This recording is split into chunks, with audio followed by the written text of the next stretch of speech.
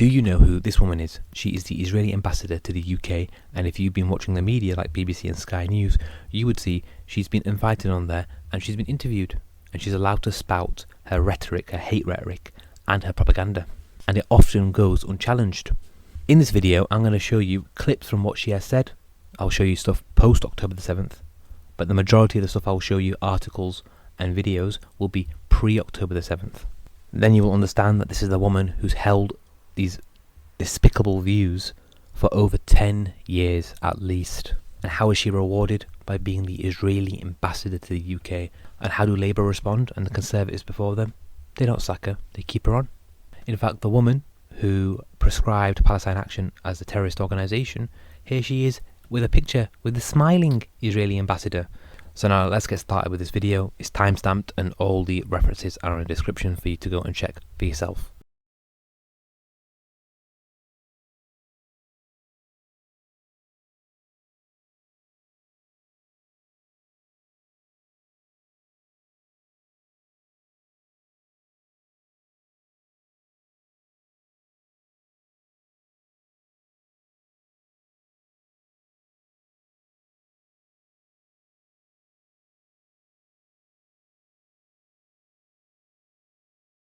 We expect the international community to back up the demand of our Prime Minister to declare on Israel as the Jewish national state.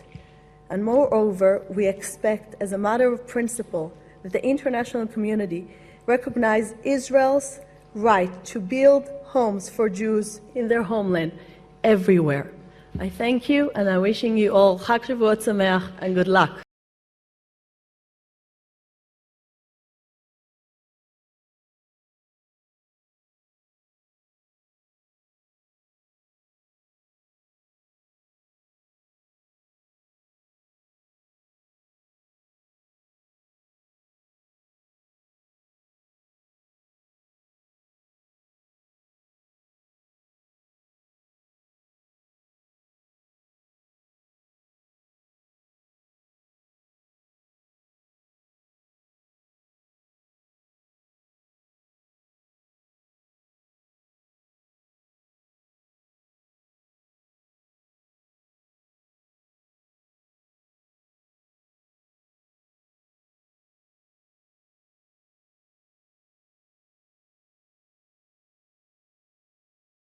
Demolishing the homes of those? We make sure that people will understand that they need to pay a price for terrorism, because at the moment the only price they're getting is rewards from the Palestinian Authority. My question is it the whole family's responsibility? We're saying again, this is not a punishment for the family. It's actually, it is if you're bulldozing their house down. Because you need to take responsibility for the fact that your Palestinian Authority is actually giving you this motivation to go and kill innocent Jews in the streets. I mean, this is a pure anti-Semitism. Think about it. If someone would have taken a gun here in London, would have shot Jews just because they're Jews, the whole country would have been in headlines saying, this is horrific, this is anti-Semitism. In Israel, in some very strange way, people are saying, no, well, you need to understand the circumstances. Nothing can justify hurting innocent people. And this is what's happening in our street. On both sides, I suppose, is what Anthony But again, we don't hurt saying. innocent people. Well, as I just pointed out to you, there was we don't target shot, innocent people. At a checkpoint, and he was unarmed in front of his child.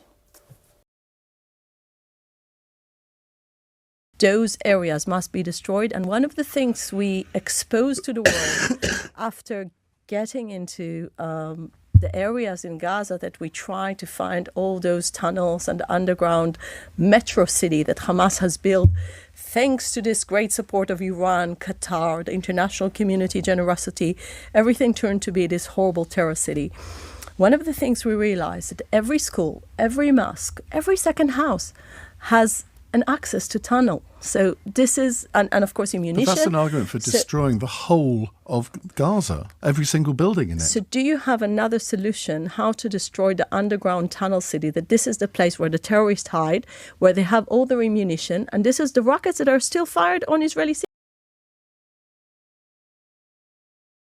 You need to do what is there still a chance for a two-state solution? I think it's about time for the world to realize the Oslo paradigm failed on the 7th of October, and we need to build a new one. And in order to build a new one... Does that new one include the Palestinians living in a state of their own? Is that what it includes? I think the biggest question is what type of Palestinians are on the other side. This is what Israel realized. Do they have a state, though?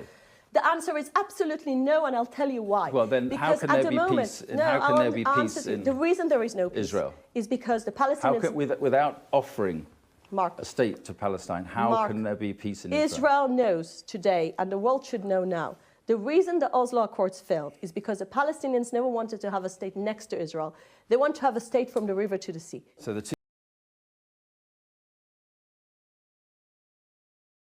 two-state solution is dead. Why are you obsessed with a formula that never worked, that created these radical people in the other side? Why are you obsessed with that?